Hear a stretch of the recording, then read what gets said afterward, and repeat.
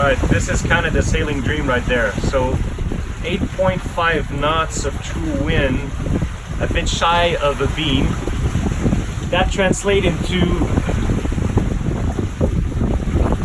10.2 knots of wind apparent at 60 degrees from the nose.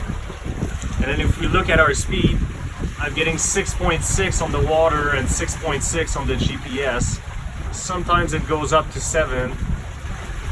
So out of 8 knots of true wind, I'm getting 6 knots of real boat speed on average.